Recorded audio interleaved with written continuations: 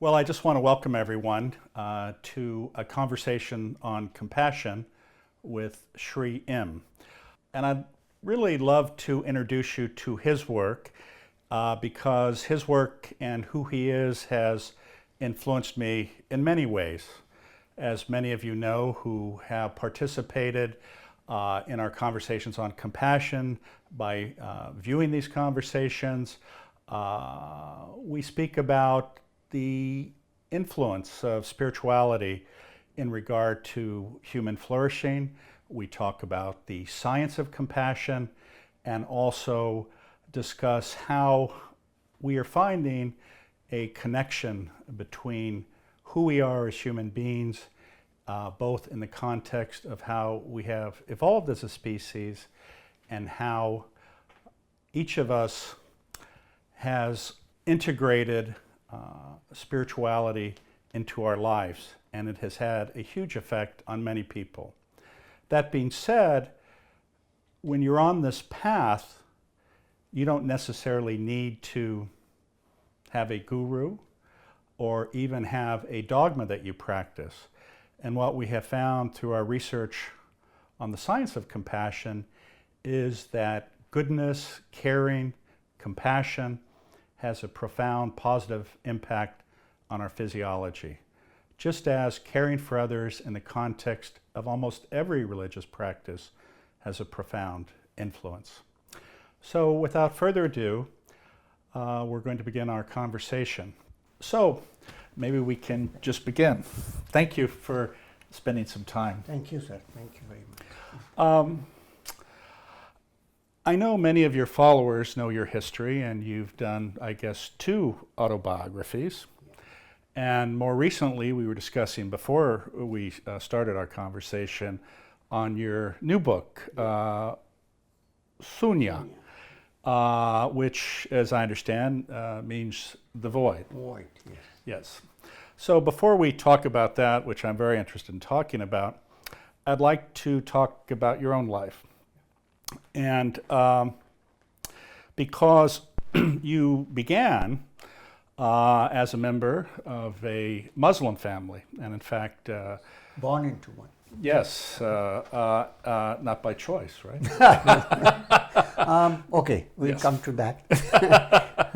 But you still go by the name Mumtaz Ali Khan. In my passport, I dropped the Khan long ago because it has certain connotations. But Mumtaz Ali is the name in my passport and my visa. Now, you talk about, though, in the face of that, though, you also had a grandmother who was interested in Sufism. Right. And you specifically talk about that. How did that impact, you think, as a child to you? Actually, it did have a, maybe in some way responsible that I turned into the internal aspects and not so much in the outward aspects of Islam, because the outward aspects of Islam with one book and one prophet, it's not everybody's cup of tea. It's like you go only in one direction. And you have to follow the Shariat, which is all the rules and regulations. But the Sufis were guys who kind of rebelled and came on and said, we need to have a personal communication with whatever you're looking at or worshipping. So my grandmother used to tell me beautiful Sufi stories about various people, including her relatives. Her father was her teacher, who actually was, in those days, an educated man, who was the superintendent of the jails in Trivandrum. And the compassion he had is very interesting. In spite of warnings, he used to go into the cell and have long conversations, cup of tea, with life imprisonment or sentenced to death prisoners.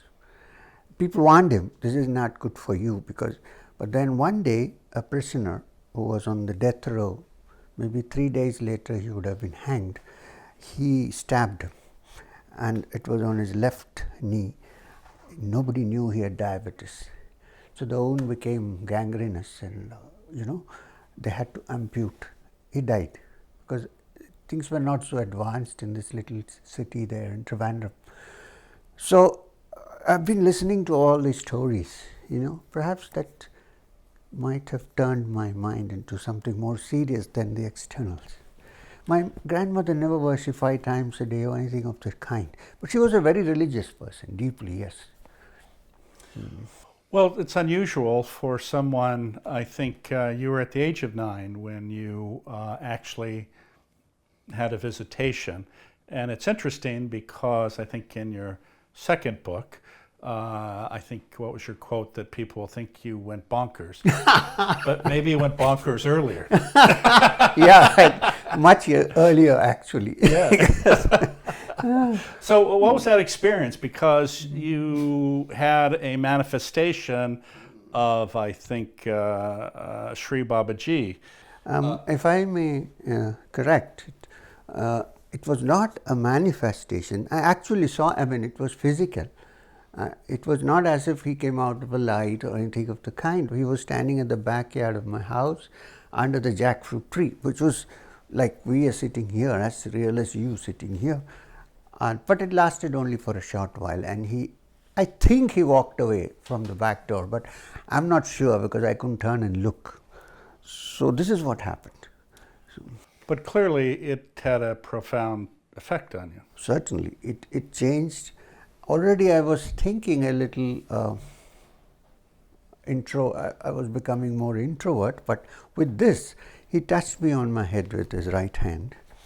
And he said, as time goes by, we'll come to this. I don't know what this was. I was quite, it was a mystery to me. But after that, I found I was spending more time, increasingly more time, sitting quietly, looking up at the sky. And we never know about the Himalayas. We're in the south of India. But I always thought the clouds were like this snow-clad mountains. There was something going on, I can tell you this. And I started meditating. Nobody had taught me how to meditate. I used to lie down at night, wake up at midnight, and in the same posture as lying down, I used to meditate here in this center, and something used to, a light used to kind of expand and circulate, and it was very blissful. And this continued maybe till early in the morning when I used to kind of wake up as if I was waking up from a natural sleep. So yes, this thing started happening. Plus, I started reading more of this literature on yoga, meditation, Vedanta. The public library, which was started by the Maharajas of Travancore, it's a big library. It's an old place. I found a librarian who was very helpful. So he used to always, hey, read this now. Read this. So this started also happening side by side. Now, that's probably somewhat unusual, not because you were Muslim, but because that was your family's faith. Absolutely. And how did they respond to this behavior? Because that's a very... I had to pass through a tough time, to be honest. Although my father was an educated man, and he was a philosophy graduate from the Maharajas College, so he kind of figured out something. My mother, she was very fond of me, much more than anybody else, but she couldn't get that's what mothers do. Yeah, exactly. But she couldn't get to terms with this. Sure. What's happening. And then you know what happened. If you have probably read the autobiography, at the age of 19, I ran away, literally. I felt suffocated. I felt like I was in a cage. It was a very good cage, believe me, gold gilded cage, because financially we were quite well off. And I had no problems, but I had a problem, which was internal. I had to go to a place where I could indulge in my interests with no constraints whatsoever. So I always read about the Himalayas. I started reading the autobiography of Yogi, the Himalayan trips of some of the other yogis who existed at that time, and so on. And one day I decided, if I don't go now, I can't go. So I just, without informing anybody, I just left. Now, by this time, though, had you already searched out different gurus and interacted with them, or was this part of that initial path? No. till the age of 19, I had met many of the spiritual teachers in and around Trivandrum city. In and around Madanappally is now, I am settled in Andhra Pradesh now. This is in Kerala. I was born and brought up in the capital city of Kerala, Trivandrum. So there were some people, not so well known, but I used to go and spend time. They were very fond of me. So I used to spend time, and they knew who I was, because in a small city, everybody knows who owns a car, because there were few cars, this kind of thing. So they were very fond of me. I went and talked to them, sat with them, ate with them, and I learned many things, but I didn't feel they were my teachers. I thought there was somebody waiting somewhere, perhaps, and maybe it's the same person I met at the age of 9 for 10 minutes. This was kind of eating me up inside, and I just had to do it. But I did read some books before that, because till the age of 19, from 9 to 19 is the time when you really read books. The 16, 17, British Council was close by the library, so I used to go and read voraciously. In fact, I hardly read for my exams. Somehow I passed through, but mostly I was spending time with books which you don't need for the exam. Anyhow, so this is how it was. So that period of time after you left, how long was it before you met your guru? So now, I had to depend on railway maps and things. There was no Google, nothing at that point. So it's like a exploration, really. So I had some money. So I went by train, then by bus, and so I landed at Haridwar, which is the beginning of the Himalayan foothills. And then from there to Rishikesh, and then I used to walk. I had around 12 rupees, Indian rupees left when I reached Haridwar. I thought that if I keep this money with me, then I'm dependent on it. Can I do it without? Let's try. If you don't eat 2 days, you're not going to die. So I distributed it to there were hundreds of sadhus in Haridwar. And then I started walking. Yeah, I took a train from Haridwar to Rishikesh, and then I started. Stayed in the Shivananda ashram and various well-known ashrams for a few days, here, there, maybe a month at the most, and then kept walking. And it was sometimes very bad. I loved the walk. It took me around a month to reach Badrinath. It's about 200 kilometers. It took me about a month. Because I had to halt here and there, then my legs got all cut and sore. But it was still wonderful experience. For the first time, I felt like a bird out of its cage, flying. I didn't have any very profound spiritual experience, but my mind was so glad and so thrilled. And it's a beautiful terrain. So let me add one more thing, that cannabis grows widely in the Himalayas. I didn't try any. Were you motivated to go to the Himalayas because you imagined it, or you were guided there, or do you still?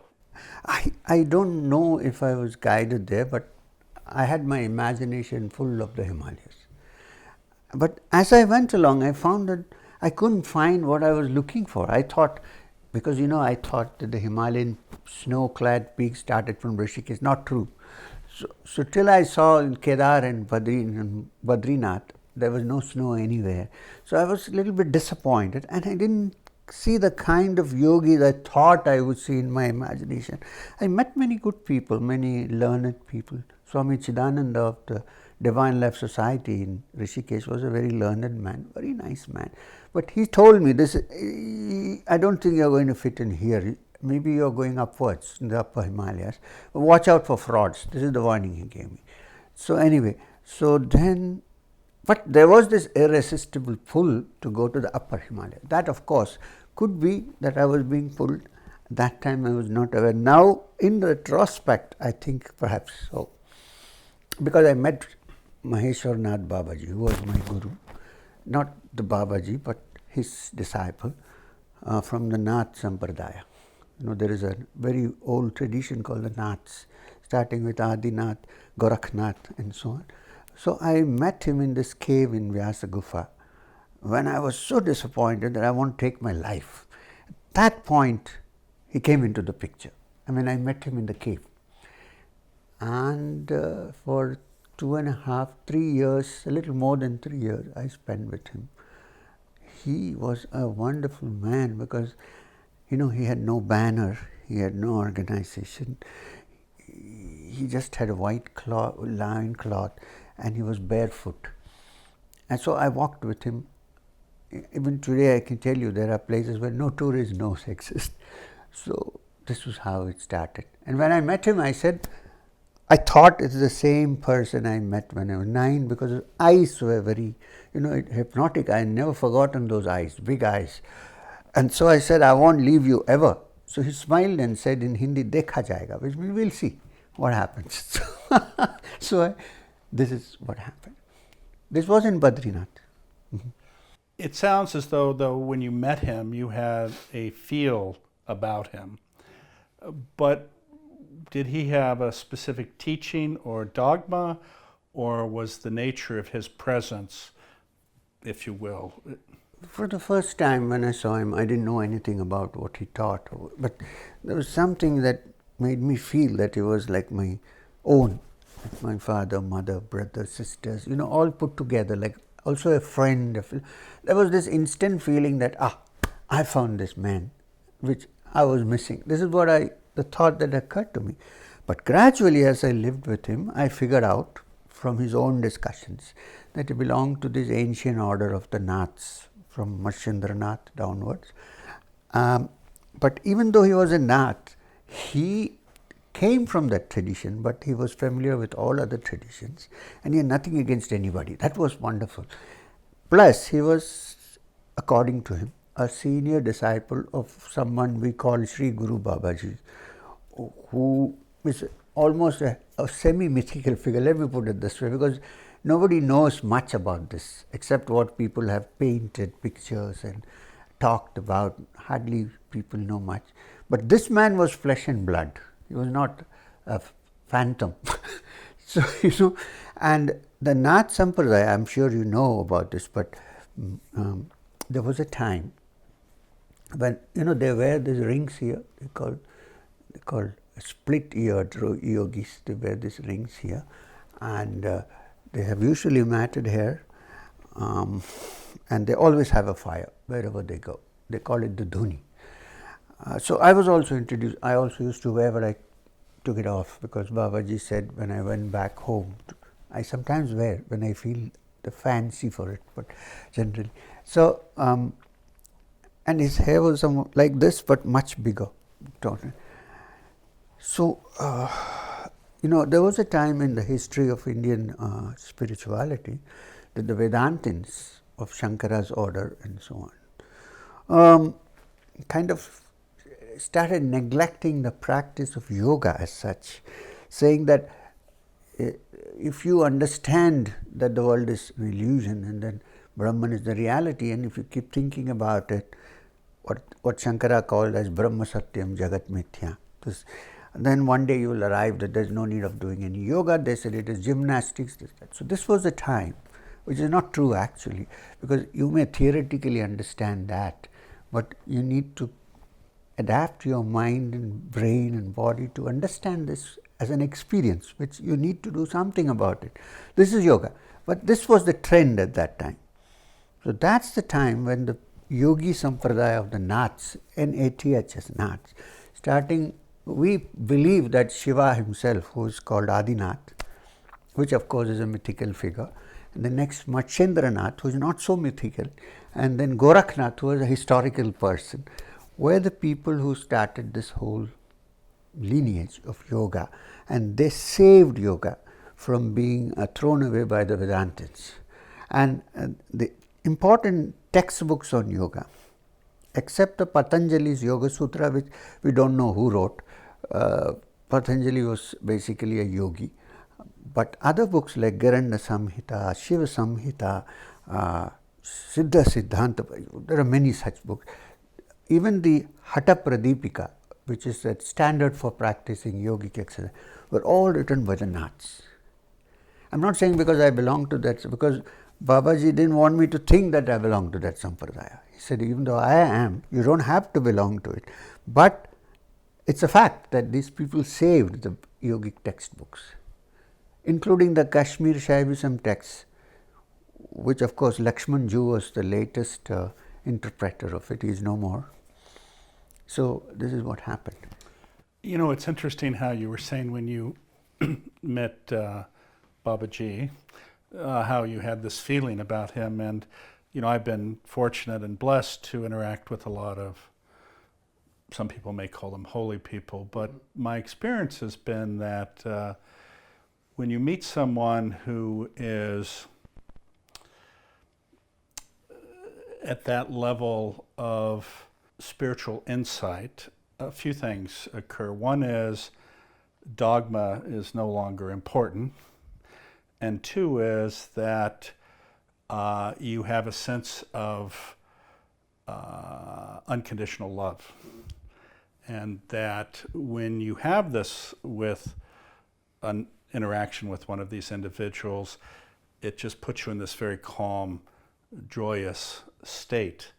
And when you're in that state, I think that results in this condition that then allows you to gain insights. And it sounds as though this is on some level what happened. Now the interesting thing, I think, though, for some people is that they may have an experience like that, but they have not dealt with their ego.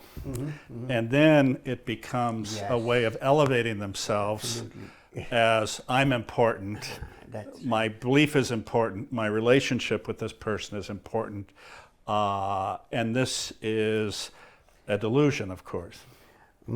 If I may, this probably is pointed out, it was pointed out to me that that is a danger which one needs to avoid if one needs to expand. You're right. Then what happens is, because suddenly you find that you're kind of free and you're not dependent on anybody, and there is something vast coming your way, you're not still there.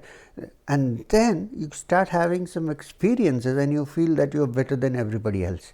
Now, this is a danger which has to be sorted out, and I think warnings have been there everywhere in all the teachings. In fact, you know Kabir Das was a great weaver saint of Banaras, who again had something like my history because he was born in a Muslim family. He took initiation from Ramananda of Banaras.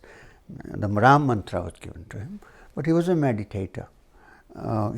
In his poems you find a lot of descriptions about the nadis and the channels and the centers and the lotuses. And he said something very interesting in Hindi. It really sounds good. He said, "बुरा जो देखने मैं चला, बुरा न मिलिया कोई, जब दिल खोजा अपना मुझसा बुरा न कोई." That means I went looking for evil, everywhere. I couldn't find it. Then I opened my heart and here it sat inside me. The ego. This is something, I think fame, ego and shame are according to the teachers, they are the last obstacles which one has to carefully look at, especially when suddenly you feel that you have something which others don't have, and it may be energy which is not visible immediately, but something is there. It can blow up the ego. You're right, absolutely right. I have seen this happen before, and you have to constantly be on guard with yourself to see that it doesn't happen. Unless there's nothing to do. Well, I think one of the other interesting things is, and oftentimes the type of people you're describing, they think they have to have proximity to the guru for their elevation. But the interesting thing is, a true guru, I think, appreciates he can learn the greatest lessons from perhaps what is perceived as the lowest person. True, very true. And also in my case, I consider Maheswarnath Babaji as a wonderful teacher, because from the beginning he made sure that I was not dependent on him. You see, he said, I'm not training you to become dependent. Stand on your own feet, And once, there were many times when he really did this to me in a way which I realized it deeply. One of the earliest was, we have time, right? We have time. In 1.5 years after I was with him, I was completely dependent. I worshipped him. And then one day he called me and he said, get out. I said, but Babaji, where do I go? Because I have burnt my boats and I'm here and there's nothing left for me to go. Where do I go? He said, no, get out. You have become too dependent on me. You have to go and be on your own. I was 21 years old, 20. So I said, okay. So I felt very upset actually. So I took my little bag and my kamandalu, which is the water pot, and I just walked out. And I was alone. I walked towards Uttarkashi. I wanted to go to Kedarnath, so the other direction. No, sorry, to Gomukh. So as I was going, I felt, now I'm free. It rained. I got completely wet and I said, well, this is how a yogi should be. You should get wet. When the sun comes, you get, all those things. And then I walked and I saw some white peacocks. They have hence disappeared because of the dams and things that have come in. Playing, about few of them dancing around. It was tremendous. And somebody came to me, one sadhu, and said, I'm also walking that side. So I said, please, I don't want to talk to you, because they keep talking. So I said, can I shut up and walk? You go your way. Yeah, let me go my way, that kind. So, and then I was walking through a particularly lonely place. It was evening. I started off early in the morning. I felt someone walking behind me, So I thought, no, somebody is walking behind me, so I'm not going to talk to them. So then they came closer and stopped. So I stopped. I was a little concerned. What is this? Then I heard the familiar sound. See, when Babaji initiated me into his teachings, he called me Madhukarnath, because the Naths have to have a Nath at the end. So he said Madhukarnath was the name given to me. And the short form is Madhu. So he used to always call me Madhu. And Madhu in Sanskrit also means honey. So, so when he said Madhu, and that sound, the voice was unmistakable. So I knew, this is Babaji. So I really was upset. I said, why has he come behind me? He said, get out. So, right. So I was determined not to turn back, but I did. And then he said to me, he put one hand on my shoulder and he said to me, but where are you going? I said, I don't know. You said, go. I'm going. I mean, is there a direction to go? I'm going. So then he said, but so you're going because I asked you to go. I said, yes. Then he said, serves no purpose. So you're still dependent. Because you told me. Yeah. And then he said, okay, so if I ask you to come back, are you going to go back? You know what? In my mind, I was thinking I'm going to say no, but when I said yes. So then he put his hand on my shoulders and, come on, let's go. I wanted to try this out. And in the 3 years I was with him, 2-3 times he had sent me away to different places. Then I felt better because I had learned how to handle this. The first experiment was bad. It was almost a disaster. So I learned this, and therefore I say to all my friends who are with me, the group which joins, the satsang, the people, I said, please don't become dependent. For God's sake, keep away from this. You have to stand on your own feet, learn for yourself. I can help you out in some way maybe, but finally it has to come from inside, because otherwise you would be just worshipping me and doing nothing. That's my understanding, please. It's interesting. One time, I had been with the Dalai Lama for a period of time, and then I don't know if you know Eckhart Tolle. Yes. And I was with Eckhart I haven't Tolle. met him, but I've heard. And at both of these things, there was a woman there, and she was clearly a wealthy woman. And I found it interesting because I watched her, and her whole motivation was to get as close as possible. And so I did an event at Stanford, and we had a dinner afterwards, and she suddenly showed up there. Mm-hmm.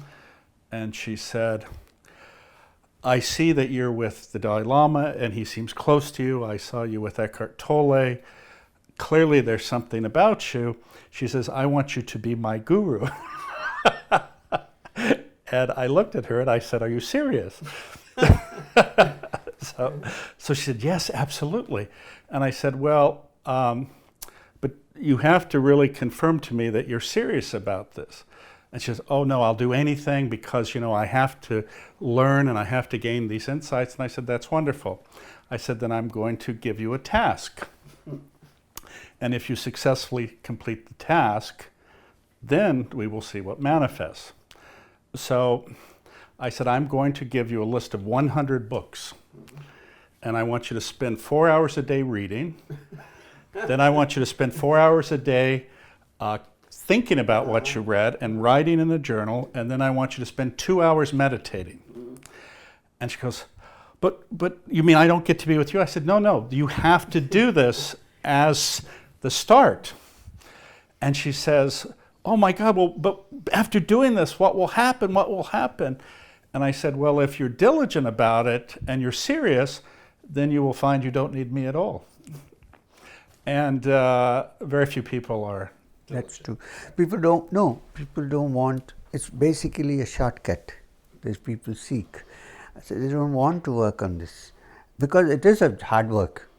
Yeah. They think that there must be something where you can grab, it's so close. And Babaji told me a story. He said, I repeat it in many satsangs. There was this young man who went to a guru and said, sir, I want to become your disciple. So he said, okay, fine. So what am I supposed, just like you said, in a different Indian context, he said, what is a disciple supposed to do? He said, early in the morning, you wake up, cut wood, bring it here for me, go have a dip in the cold waters of the Ganga, then clean up the kutir, the hut where we live, and so on and so on. And this guy is waiting to think, where is the food coming now? There was no mention of food. And then he went on. And then he said, there's 2 hours of study. Okay.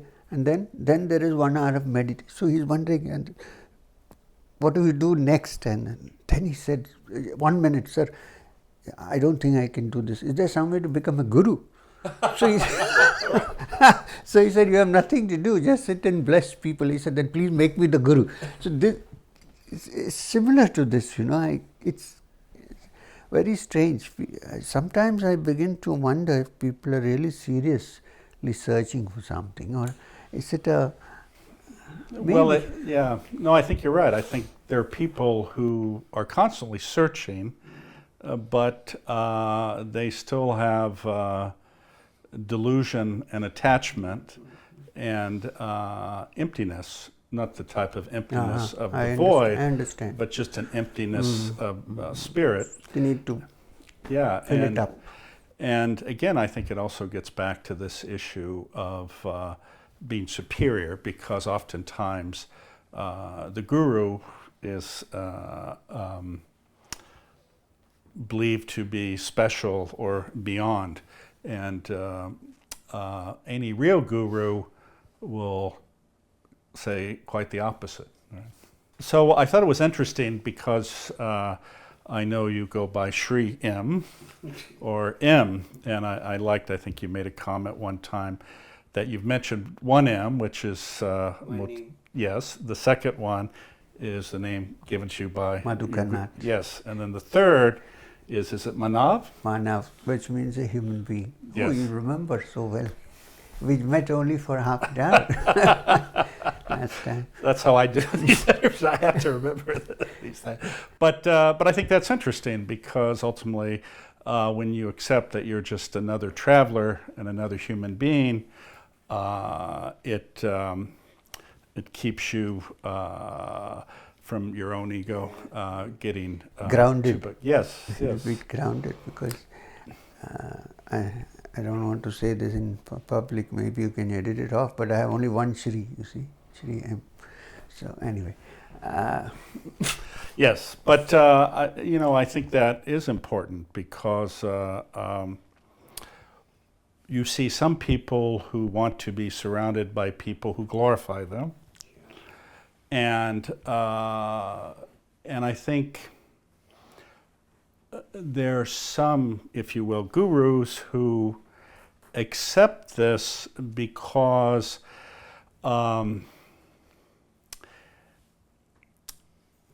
it is helpful for some people that they see them in this manner. But I think that it's like the person who likes to be surrounded by people who tell them how important they are and how smart they are, similar to our president.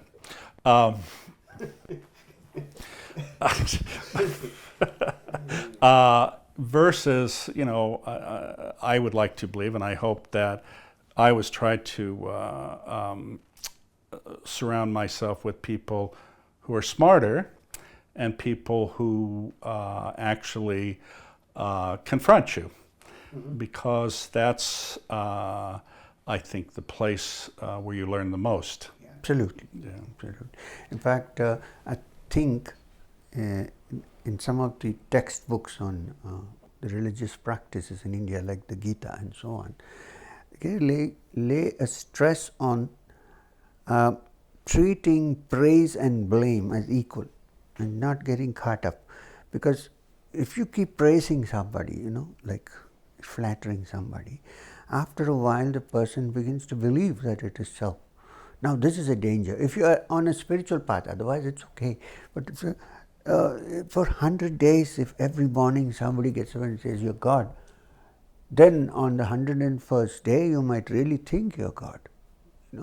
So Babaji gave me this warning just before I left him, when he asked me to go back to the plains. He said, it doesn't matter what people think about you, because now you're going, you have something in you which may attract people. But it's all right what they think about you. You can't change that, because people can form any opinion about it. The moment you start believing what they think about you, you're sunk. He said, watch out carefully. So I'm absolutely careful about this. Some people really, because especially in India, it's a common thing to praise. Nobody likes criticism. So I think when you're criticized, then it's actually somebody is pointing out, right or wrong, that you're not okay. There's something wrong, and that's where you can correct yourself, right? So we should be open to that, I think, personally, because then otherwise we are stuck. Well, of course. The word used is stuti, ninda. Stuti is praise and ninda is blame. So keep everything. This is from the Gita. He says, stuti, the Mauni is one who considers stuti and ninda as one, because he is not dependent on that. Sorry.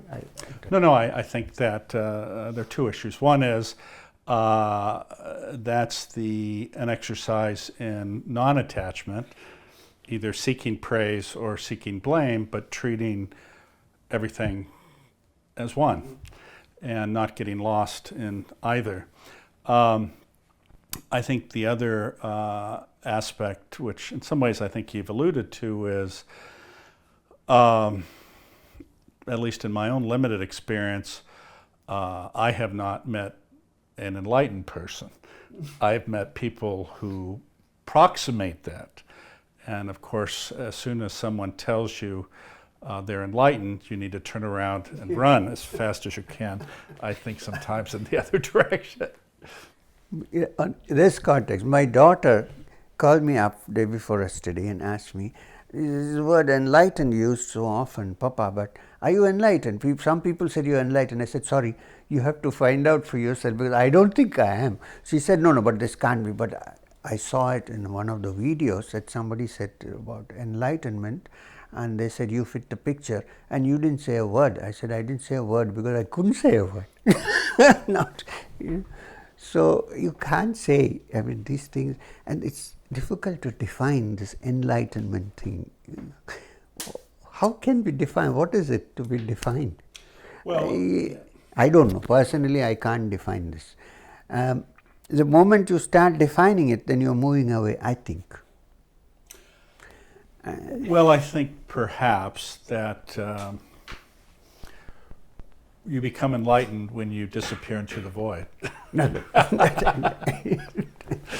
Because then there is, Yeah. in some ways, emptiness, but in some ways, everything. Yeah, yeah. But then it can't be translated into ordinary words. I mean, if something like that happens, it's difficult to say what happened. Words fail. Yeah. No, I think that's right. Yeah. It's failed because it needs nothing, no support. I was also fortunate to have a small dialogue with the Dalai Lama. I think it was there on the YouTube many years ago. Before I started this walk in India, I met His Holiness in Delhi. So we were discussing this about the shunyata of the Buddhists in fact, I didn't want, after 10 minutes I said, I think I should move, there are lots of people. He said, there's nobody here, sit down. So, like a normal, then we discussed and I said, the Upanishads say that the truth is that which even the mind cannot reach. He said, no, wait a minute. It probably means the mind cannot define. It can't be the mind. If the mind can't reach that, what is it to me? It's there and I'm here and it's finished. So I said, perhaps it means not the ordinary mind. I said, there, I can understand that. But, and then we were discussing and he said to me something which really struck me. He said, he met the Panchen Lama after many years, 25 years or so, in the Chinese jail and he was let off. And then they were talking to each other and he said to him, at any time during this 25 years, did you have fear? Did you fear anything? So he said, I was myself quite surprised with the answer. He said, yes, I had this fear 3 times during this period when I was under arrest in the Chinese prisons. I said, what was the fear? He said, I feared that I might end up hating these guys. This is, it was like for a second I just kept quiet. I didn't know what to say. And then he himself tapped me on my shoulder and said, hey, wake up. You were so enthralled by what I was saying. Yeah, because can you imagine somebody being tortured day in and day out, and his fear is that he wouldn't end up hating the other guy? Yes, in fact, actually I had a similar conversation with His Holiness, and in fact, in his telling of it to me, he was saying that he had tears because, again, it was a fear that he would lose his compassion. And, it shows you how I think a trained mind, it's like Nelson Mandela, when he was in prison for 27 years. When he left, he said he had no anger towards his captors. And I think being able to have that depth of love and non-judgment and acceptance, actually that is probably what approximates enlightenment. You've met a number of spiritual teachers that are fairly well known. Neem Karoli Baba, short while, very short while, just one visit. That was in Vrindavan when I met him from a distance and he told me to come and sit on his lap and he gave me a rotten apple to eat. I mean, that's about it. And he kept telling everybody, this is Babaji's bacha, Babaji's boy, and that's about it. And how was the rotten apple? It was nice. I thought it was quite nice. He pulled it out from inside that blanket which he always had. And for a second I was worried of how to eat this thing. It looked dirty and it was inside the blanket and half worm-eaten kind of. So I was holding it in my hand, wondering. Then he said, eat! In Hindi, khao. So I ate it.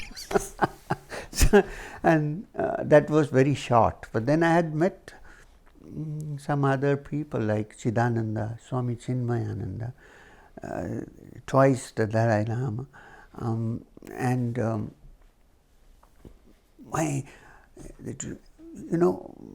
when I was leaving Maheswarnath Babaji, my guru, he had wanted me to meet a couple of people and stay with them.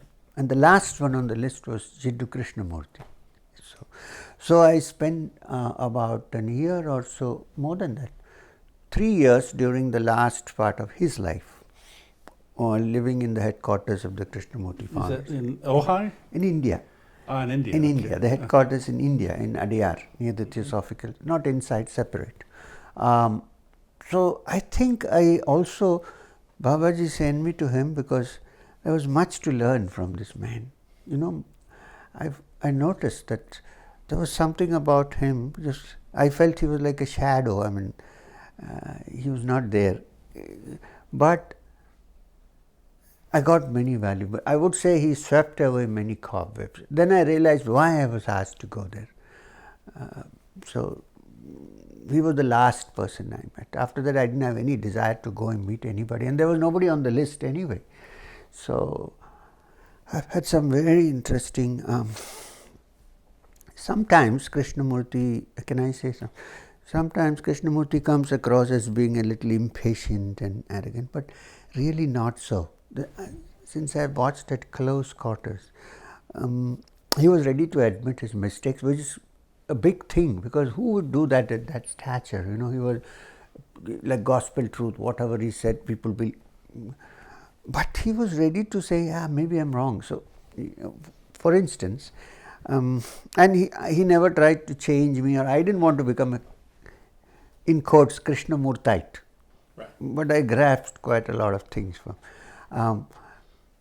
In one of the talks, he said that there's nothing in these books of yours, these religious books, throw them into the sea. Okay, fine. So everybody was listening. And the third day, last day, he said he has not read any of these books. So I said, so when he came back in the evening, I was like personally attending on him. I was very young at that time, and he was almost 90. So I went to him and I was giving him some oil for his knees. There was some pain in the knees, some Ayurvedic oil. I said, sir, I want to ask you something. He said, don't bother me. Then he said, okay, what's it? So I said, sir, I think there's something wrong in this. The first day you say that you have not, there's nothing in these books, throw them into the sea.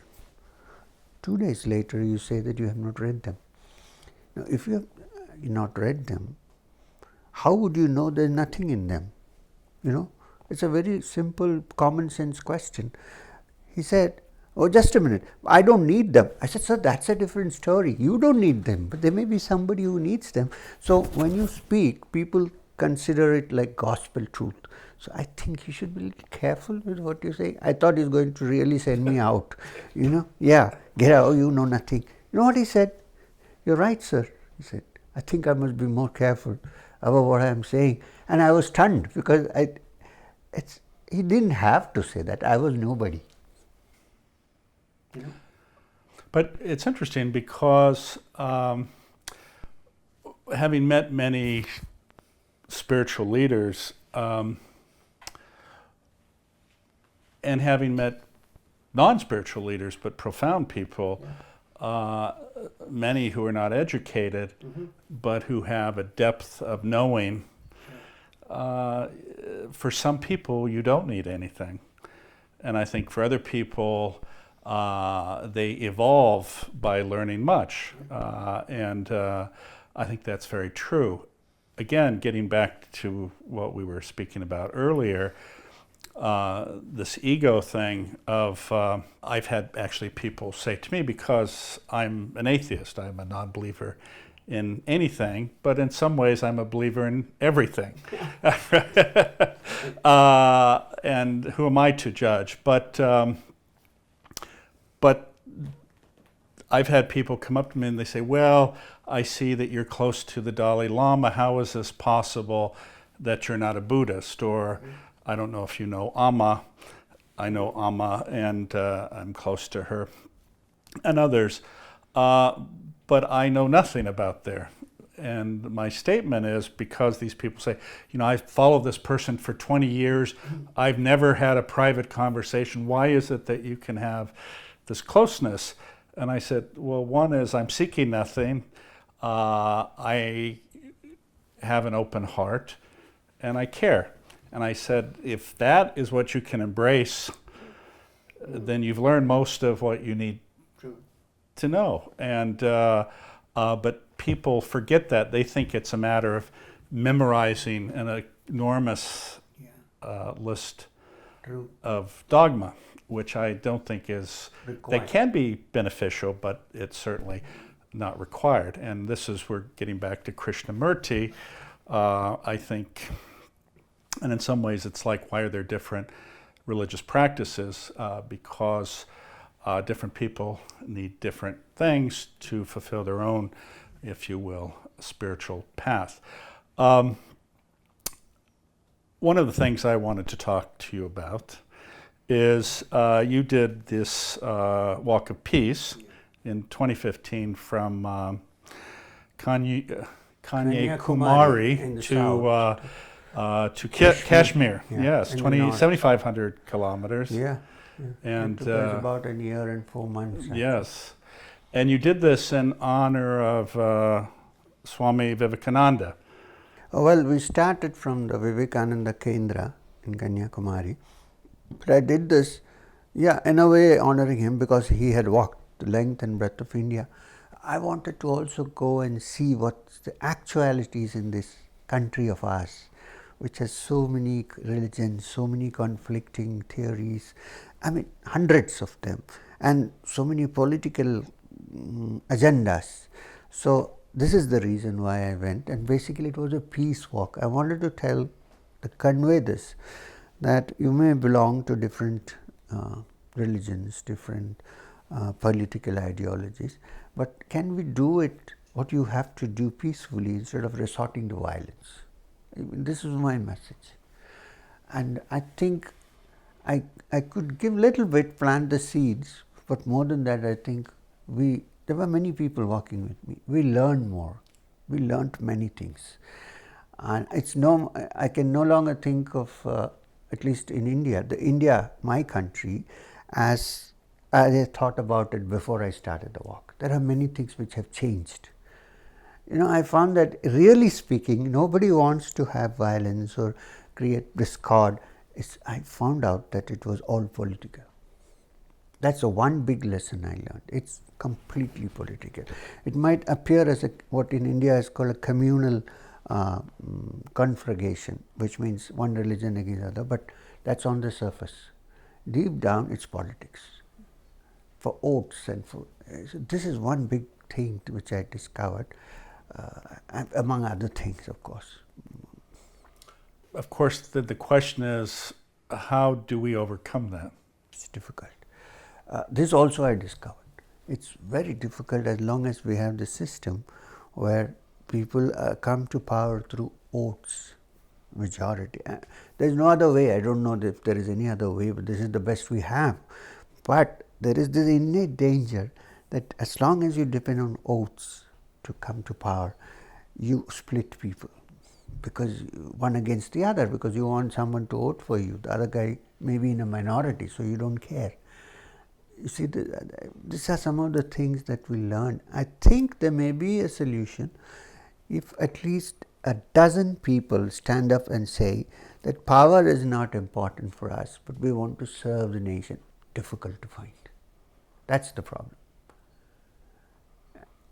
And like if you're in politics, you need to be also quite intelligent and quite, in a way, conniving, because you're facing the other guy who is like you. But deep down, if you're pure and you have no selfish motives, then perhaps something can be done. But I don't know where there are such leaders. Difficult to say.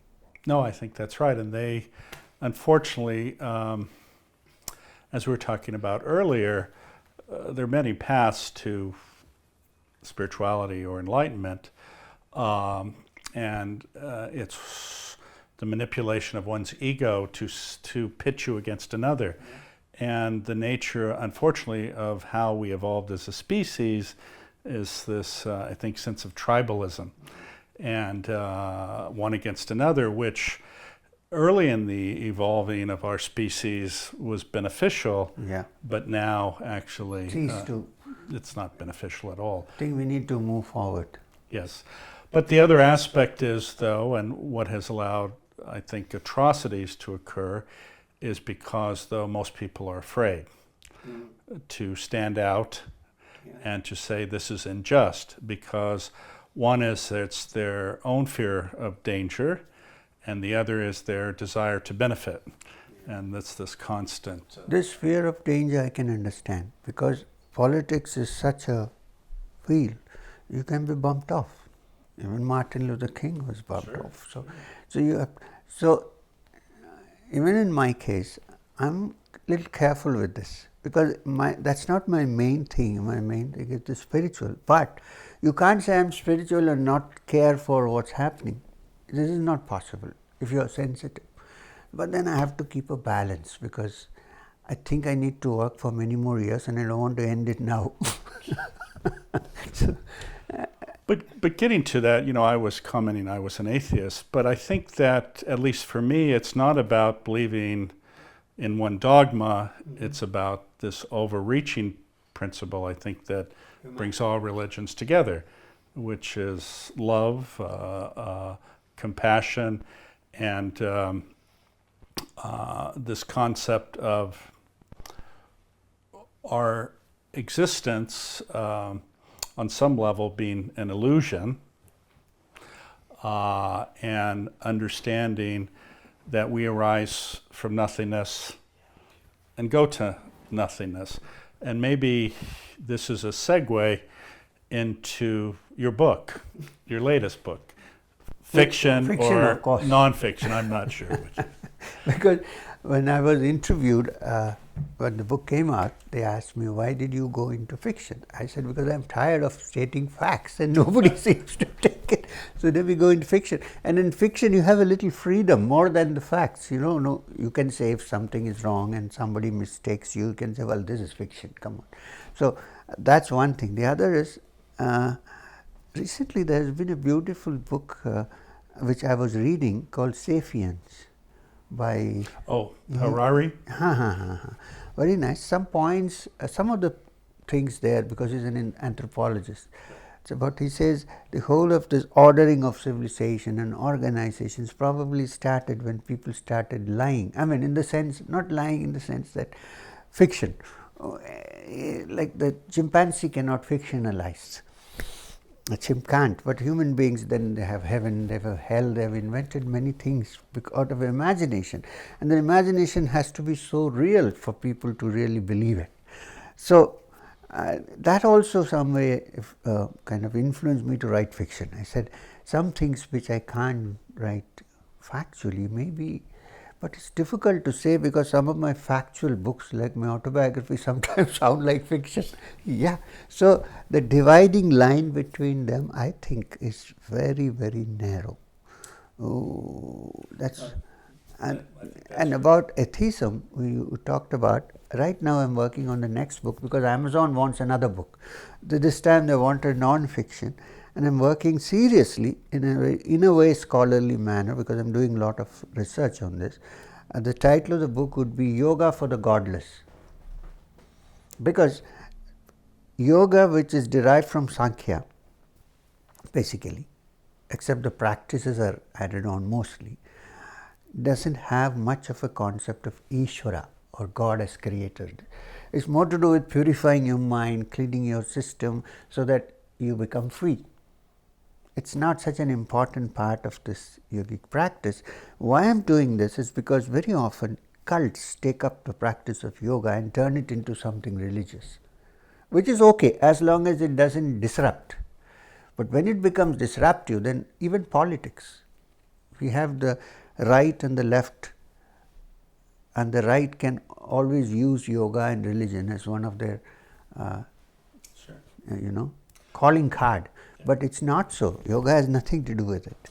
Well, this is in some ways my view, which is one, any practice that offers benefit to another and to others, I cannot argue with. But that being said, you can feel content, you can feel happy, usually if you define your life as being of service to others, then that is ultimately the highest pinnacle, and you don't need any God or God-like entity to allow you to do that. Getting back, I think you've commented on what you call neurotheology. I don't know much about it, but Well, it's interesting because there is a body of work on this. And if you look at the evolution of our species, we have two aspects. One is a very good memory. And the result of having a very good memory is regret. And the other is a perception of death, right. which for many people is frightening. So what happens for many people is that mentally they spend most of their time with regret or fear. New way of looking at it. Yeah. And so some people would argue that this concept of religion is to diminish This fear? fear of death. Because if you believe that when you die, you either have a karmic existence of rebirth, or you go to heaven, or you're in some other blissful, wonderful place that rewards you for being a good person, it allows you to escape that fear. In fact, there's a body of evidence that shows that religious people live longer. And in some ways, though, whether for good or bad, if you are able to decrease fear and anxiety, and this is what meditation offers you, you become less stressed. These inflammatory proteins, which are associated with chronic disease, decrease.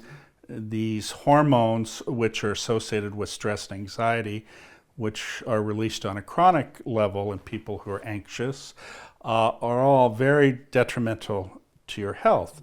So if you have bliss based on a lack of fear of death, then that can actually benefit you physiologically, but it could also have negative consequences, because if you use that bliss to justify negative behaviors, that of course is a problem. There's a philosopher which you might like named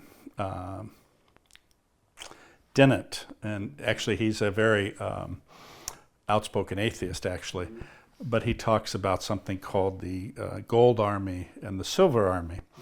And I may confuse these, but if I recall correctly, it's this idea people go to war with absolute belief, they're fearless, right? Because they can go forward and are afraid of nothing, because death is meaningless, because ultimately death leads to afterlife. While the silver army, they're much more entwined with our present reality and thoughtful about consequences. Survival. Yes. So it's an interesting. But don't you think there's also the other side, that if you believe in heaven and hell, suppose, you also filled with great fear, and your whole life is spent trying not to do this, not to do that, because you might go to hell. But that's the purpose of religion too, to create a moral, ethical framework of behavior. And that's why there are some people, religious people, who say that their religion, or whatever religion, is absolutely necessary for you to live a moral, ethical life. There are other people like Sam Harris and others who, and myself, who say you don't need any religious foundation. You can be ethical anyway. Yes. So you can be a wonderful, kind, caring person without this. And this is... the Buddhists, yeah. they don't have a concept of Ishvara or a great creator God, but ethics is so important. The Jains, case in point, because in my research I figured out that even before the Yoga Sutras of Patanjali, there was the Yogacara school of Buddhists, and before that the Jains, who are called the Shramanas, who have a complete literature, yogic literature, practice and theory. So it is, what I'm trying to say is not dependent on that. That's what I'm trying to say. It could be independent. Could be. Yeah. So you practice Kriya Yoga? I do. And that's what I learned from Babaji. Yeah. And this idea of Kundalini? Now in our teachings of Kriya Yoga, there are two sections. There is one in which you just deal with the mind or / brain, it's purifying the mind, taking it to the level of the Mahat and then Buddhi and then to the Atma. This is one lineage, one kind. The other believes that if this has to happen, the Kundalini has to arise.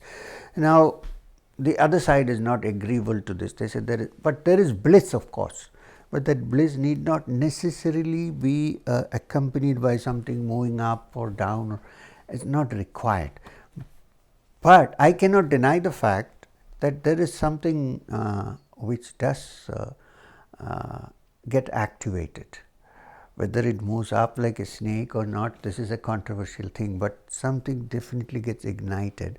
And it has I can't talk to you about this probably because you know more about the nerves than I do, but I think it has also something to do with the parasympathetic nervous system, not just the central, and maybe the vagus nerve. These pleasurable feelings that you get in the different plexuses, which are called the chakras. So for me it's a reality because, and Kriya does deal with it in some way. No, I think you're exactly right, and I think there are a number of studies that demonstrate now that when you can put yourself into the state, whether it's choosing Kriya Yoga or other types of practices, what happens is it shifts you from stimulation of your sympathetic nervous system, where you have stress, anxiety, and all these very negative effects. We talked about how we evolved as a species, and certainly when we were on the savannah in Africa and we saw a lion, these types of responses were very appropriate, but they're not beneficial today, and they actually impede a lot of people from their own path, because if you are in a constant state of fear and anxiety, you cannot focus on being present, which means connection, and you cannot relax. Would you say that this is also to do with the limbic system, which is your defense system? Yes, exactly. That's exactly what I'm talking about. And as you pointed out, you were talking about the vagus nerve and the parasympathetic system, is when you use, as an example, Kriya Yoga, it allows you to stimulate your vagus nerve, increase its tone, which shifts you from this fear state to the state of bliss. And this is when your physiology works its best, because you see what happens is when you're in this state, several things happen. One is your physiology works much better, your cardiac function, your peripheral vascular function, your immune system. But the other thing that happens, there are three. One is your executive control area in your brain, which is associated with discerning thought, where you make more clear decisions, works at its best. When you're in a fear state, you limit your options. Two is, we know that when you are in this state, again, because you have access to memory and you're much more thoughtful, you're more creative, and ultimately you're more productive. And this is why I think, based on science now, we have demonstrated what many of the spiritual and religious practices who do things such as Kriya Yoga, other breathing techniques, other types of meditation techniques, it has a profound, profound effect, a positive effect for many people. Now I've got a chance to talk to you. This is something you can, I'm still not sure where the vagus nerve is. So the vagus nerve begins in your brainstem, lower down, and it essentially goes to every organ in your body. Okay, it has nerve endings coming out. Yes, but and especially in the heart. Okay. The other thing is, it's not a one-way street. It's a two-way street. So it also interprets things that are going on in your body and then allows you to have a brain response. Okay. And in And fact, it works independent of the parasympathetic.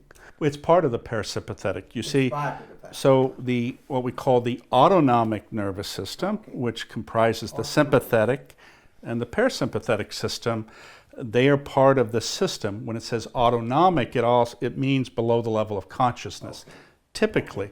But the extraordinary thing is that while generally it was developed from our evolution, because we have so much data coming in, we can't concentrate on breathing, we can't concentrate on making our heart beat. It created a system that allows these to automatically happen. But with practice, you can influence them, and you can allow yourself to shift from this stress mode to this more relaxed, or what they call the rest and digest system. So yes, the vagus nerve starts in your brainstem, essentially goes to every organ in the body. Is there any main location of it? Oh yeah, there you have one on each side. Oh, there are two? Yes.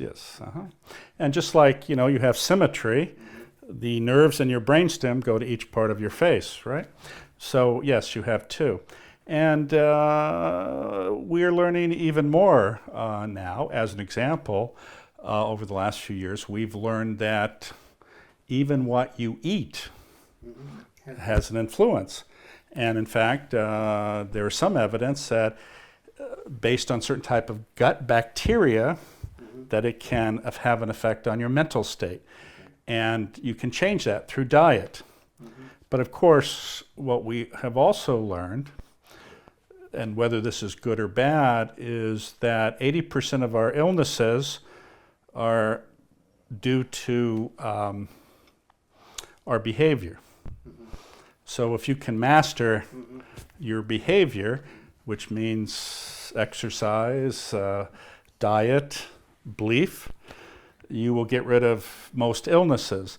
But in Western medicine, because we have a capitalistic system, the pharmaceutical industry actually is against that. And in fact, we do not have a system of health, which actually, if you look at Ayurvedic and other traditions, they talk about a system of wellness. We have a system of illness in the West. Yeah, since we're on the subject, have they found out some kind of, some way by which it can be, the vagus nerve, for instance, can be made more active or something? No? By external sources? Well, it's funny you say that, because I have been approached by venture capitalists who want to create a product. A product that stimulates your vagus nerve. Electrical. Yes, and now there is. This is what I was trying to figure out. Yes, so there is a way you can do that, and it's actually used to actually treat certain types of seizures. But the idea here would be to utilize it to stimulate your parasympathetic nervous system to receive the health benefit. The interesting thing, though, is one of the most important aspects of that benefit has to do with being in a compassionate mind state, and you cannot bypass that. So there is something that is called heart rate variability, and this is not different heart rates, it's the rate of variability between a heartbeat. If that is more irregular, this interbeat variability, that means actually your parasympathetic nervous system is stimulated. Really? And yes, but again, so far, you cannot achieve that state unless you're in a state of compassion, hopefully for yourself, and of course for others.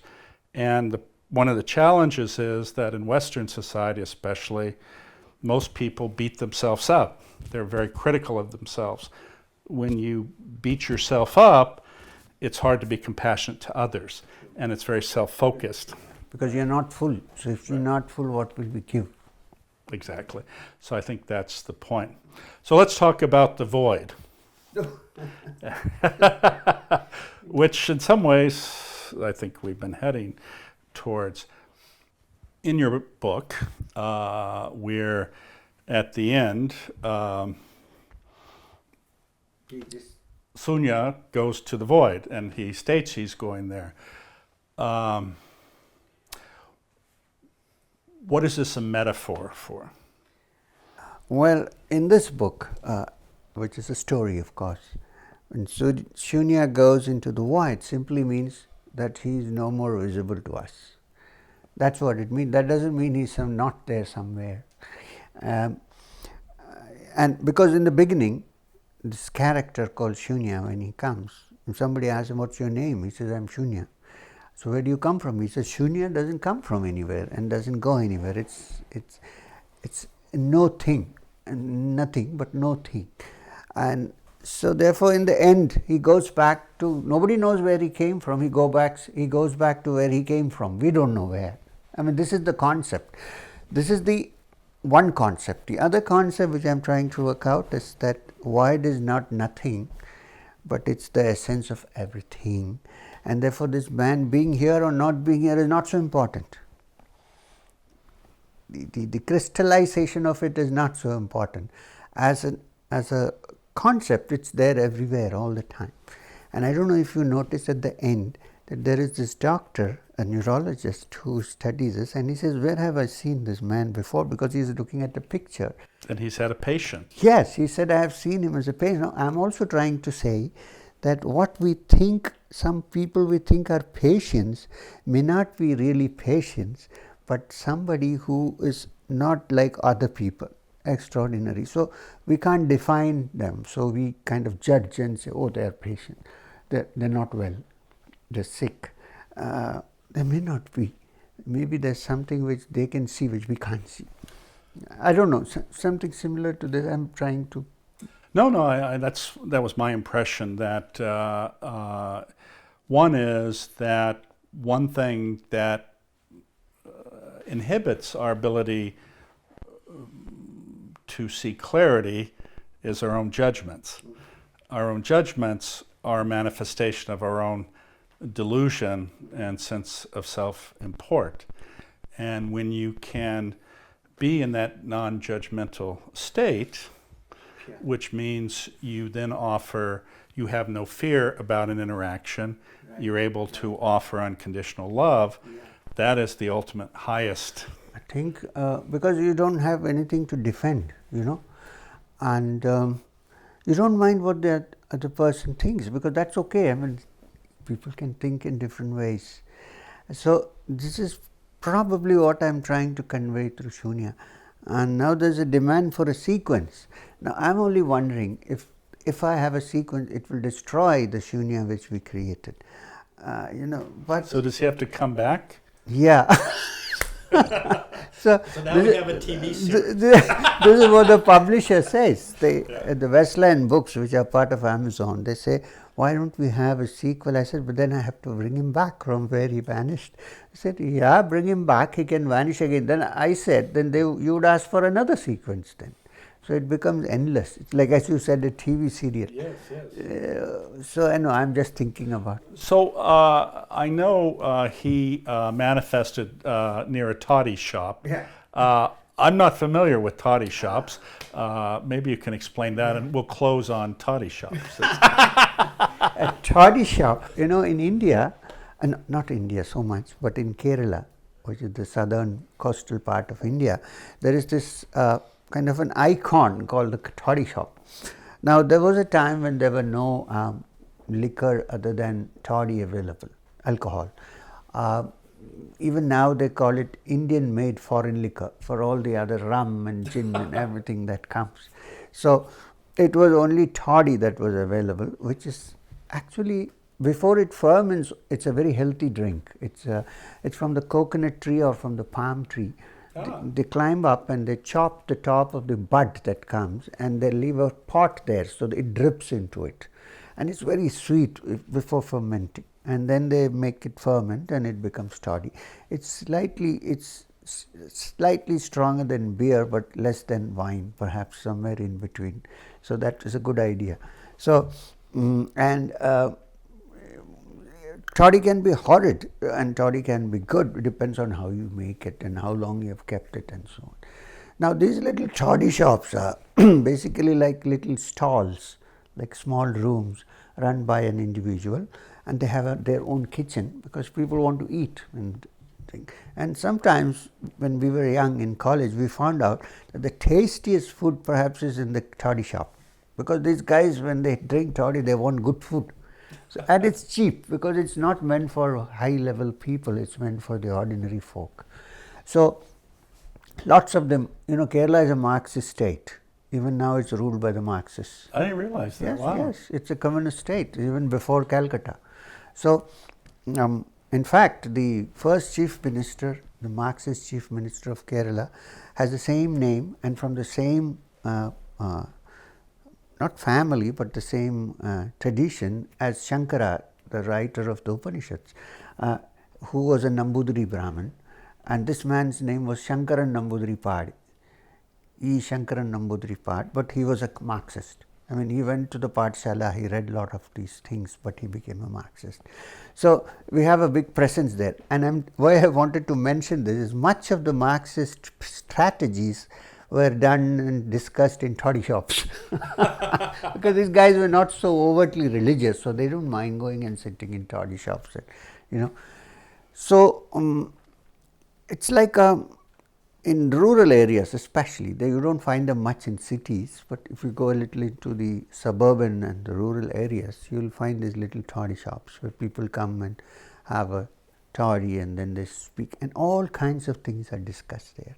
And generally holy men don't go to a toddy shop. So, I wanted to place Shunya right there, but you notice that he doesn't drink toddy. No. He drinks black tea, Right. but he doesn't mind living there at the backyard of a toddy shop and meet all the other guys who have toddy. He has no problem out there. You see, so I wanted, in fact, I'm going to confess to you that when I first started writing the book, Shunya was drinking toddy.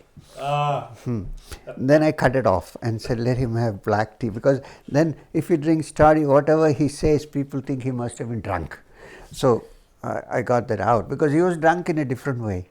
He didn't need toddy to get drunk. So, drinking, we also drink in some way. Oh, yeah. A different thing. So, this is what a toddy shop is all about. If you go to rural Kerala, you will find them.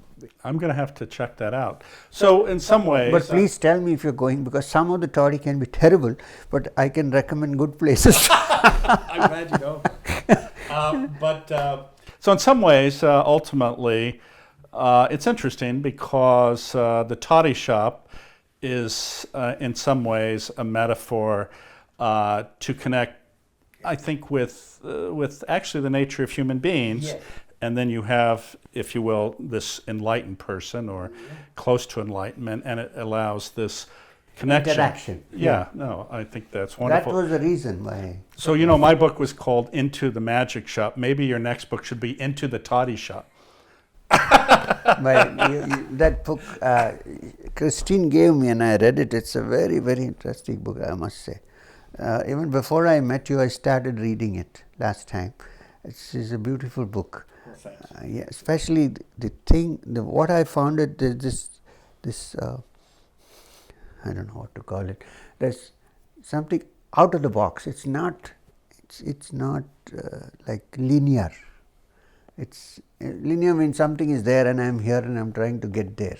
But this is like it's quite out of the box. It's like fuzzy logic, if you can say that. But that's what really affected me, because it's like some of the teachings of the Upanishad, for instance, they're not linear. It's not as if truth is there and you have to go and find it. It's here. So how do you find it? I mean, that's the question. I think that's the question for all of us, but ultimately what it requires is you have to be able to see clearly. And I think that's what the path, helps us. I think also when you say clearly, it means to sometimes keep ourselves out of it and look at it, because No, I think that's right. It's because we have to be careful because we have a tendency for delusion. So maybe on that You know note, best on that. Well, for all of you who have been listening, I want to thank you. I think our time actually has probably gone a bit over, but what a delightful discussion, and I want to thank you for spending the time with me, and it was very